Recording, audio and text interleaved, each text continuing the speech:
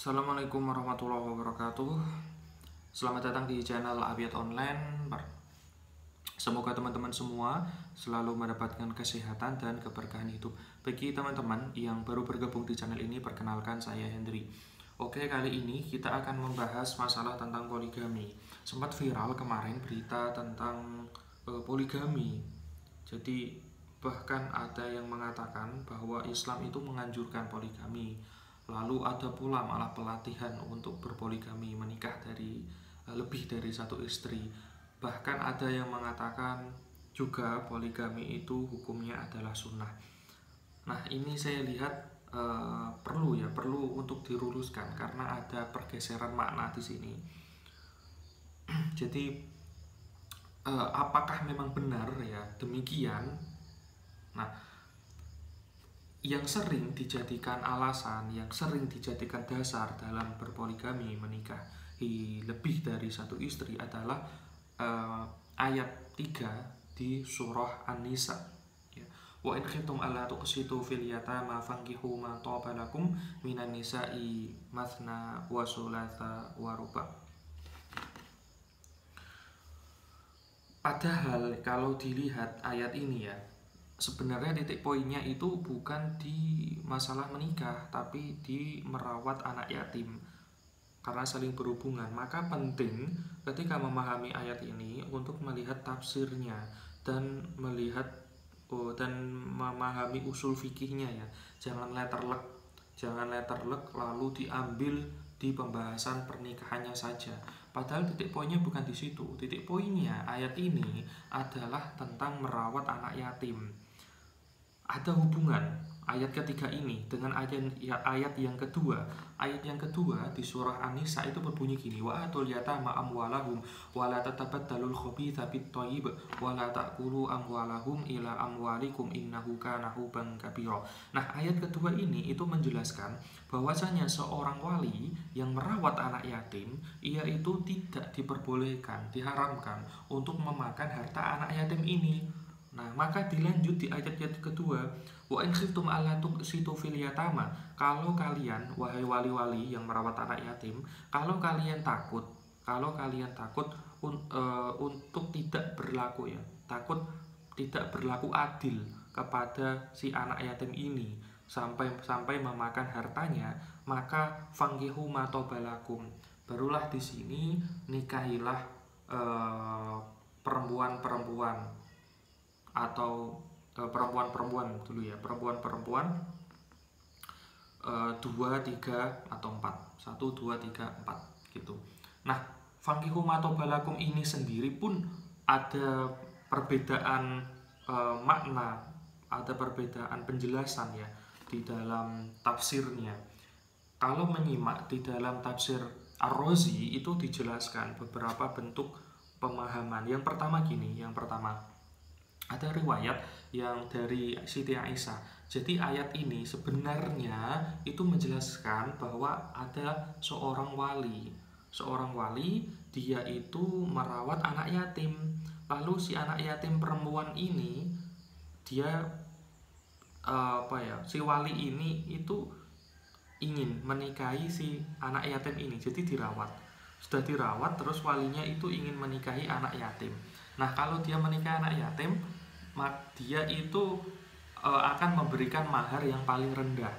Biar apa ya? Biar nanti ketika sudah menikah, si harta anak yatim ini bisa dikelola oleh atau diambil oleh si wali.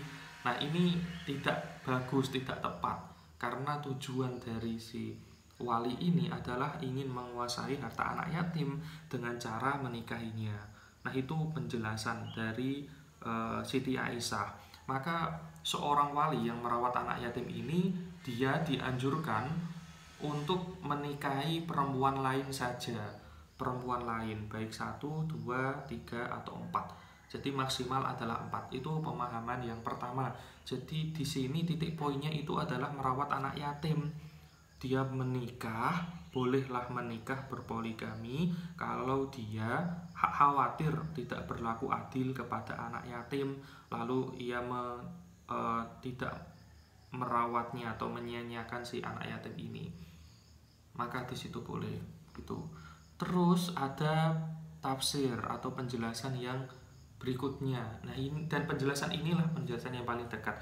Jadi diriwayatkan oleh Ikrimah, orang Arab dulu itu memang istrinya itu banyak, satu laki-laki. Jadi ceritanya itu ada satu laki-laki.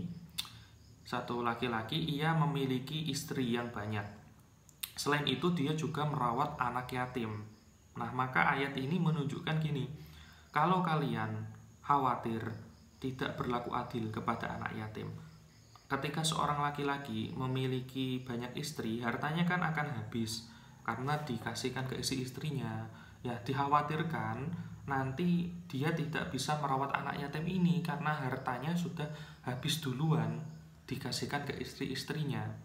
Nah, maka ayat ini maknanya sebenarnya, wahai kamu laki-laki wali, kamu sudah punya istri banyak, tapi kamu juga menanggung anak yatim. Kalau kamu khawatir nanti anak yatim ini malah terlantar dan kamu tidak berlaku adil, maka kamu nikahilah 4 saja, gitu. Jadi istrinya banyak. Islam itu datang, syariat datang untuk mengiktisor, untuk sebenarnya membatasi yang istrinya semisal banyak gitu ya. Orang Arab tuh banyak zaman dulu, istrinya lebih dari 4. Nanti makanya ada cerita sahabat juga istrinya 10, lalu Rasul memerintahkan untuk memilih 4 saja. Nah, jadi istrinya itu banyak, lalu ayat ini turun, oh kamu menikah 4 saja, menikahi 4 saja biar anak yatim ini keurus. Kalau kamu masih khawatir nanti nggak keurus, si anak yatim ini malah terlantar, hartanya malah bisa-bisa kamu ambil, maka nikahilah 3 saja. Kalau kamu masih khawatir tidak berlaku adil kepada anak yatim, maka nikahilah 2 saja. Kalau 2 masih khawatir, nikahilah 1 saja, gitu loh. Jadi runtutannya seperti itu, disederhanakan sebenarnya, bukan malah dibalik terus menikah nggak punya istri, terus menikah 1, wah nikah lagi lah 2, nikah 4, yang penting adil. Sebenarnya titik poinnya bukan di situ, tapi ini di perawat anak yatim. Janganlah kalian malah anak yatim ini malah jadi terlantar, malah bahkan kalian bisa memakan harta si anak yatim ini. Tuh. Selanjutnya di dalam usul fikih ya, di dalam usul fikih dijelaskan seperti ini. Dicek di kitab Ilmu Usulil Fiqh karya Abdul Wahab Khalaf. Jadi diceritakan bahwa ayat ini, surah An-Nisa ayat 3 ini itu mengandung 3 makna. Ada 3 makna di situ. Yang pertama, ibahatu zawajima toba minan nisa, yaitu diperbolehkannya menikahi perempuan-perempuan yang dicintai, yang disukai. 1, 2, 3, 4 gitu. Jadi boleh. Terus yang kedua, tahdidu aqsa adati zaujat bi arba, yaitu batasan menikahi maksimal hanya 4. Terus yang ketiga adalah ijabul iktisor ala wahid idza khifa al-jur. Jadi yang ketiga ini adalah batasan menikah 1 saja kalau dia khawatir untuk tidak bisa berlaku adil atau dia penyelewengan gitu ya. Jadi 1 saja. Kan ada 3 makna. Makna yang pokok sebenarnya itu ada 2 saja, yaitu adalah menikahi batasan menikahi maksimal 4 dan batasan menikah 1 kalau khawatir tidak bisa berlaku adil itu. Jadi pokoknya itu 2 itu hukumnya. Untuk yang ibahah, yang diperbolehkan menikah, itu sebenarnya adalah hukum yang mengikut, bukan hukum yang pokok. Jadi intinya malah penyederhanaan sebenarnya, bukan malah perintah untuk ibahah, untuk berpoligami gitu, tapi malah menyederhanakan itu. Maka di dalam kitab ini itu dijelaskan kalau semisal ayat itu ya dibuat siyak, dibuat pemahaman. Jadi kata-katanya jadi seperti ini nanti. Wa in khiftum alla tuqsitu fil yatama. Ini makna dari ayat tadi ya. Wa in khiftum alla tuqsitu fil yatama faktasiru ala adati zaujat. Kalau kalian khawatir, kalau kalian takut tidak berlaku adil kepada anak yatim, faktasiru, maka ringkaslah, maka batasilah, ringkaslah ala ada di zaujat, jumlah istri-istri, la yazidu ala aba, jangan lebih dari 4 gitu. Artinya kan memang ini ya, batasan itu 4. Intinya itu di sederhananya tadi, bukan sederhana ya, di batasan tadi jangan lebih dari 4 itu intinya. Fa in khitum alla ta'dilu bainal adad minhunna faktasiru ala wahid. Kalau kalian khawatir takut tidak adil terhadap istri-istri kalian ini, yang 4 ini, maka satu saja.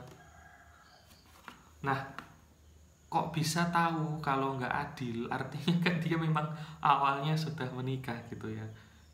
Ceritanya ini memang kalau di Arab itu dia memang si laki-laki ini sudah menikah, sudah punya istri banyak. Lalu dia khawatir, ya kalau khawatir gitu mending satu saja gitu, biar nanti si anak yatim ini tidak terlantar, biar kamu tidak memakan harta si anak yatim ini. Jadi kesimpulannya adalah ayat ini bukan atau tidak atau sama sekali ya tidak ada anjuran untuk berpoligami. Ada memang hukum mubah, diperbolehkan menikah 4 itu boleh memang, dasar ayat ini bisa. Cuma kalau anjuran terus menikahilah kalian, berpoligamilah, itu tidak ada, sama sekali tidak ada. Bahkan ayat ini adalah menjelaskan agar seorang wali itu bisa merawat anak yatim.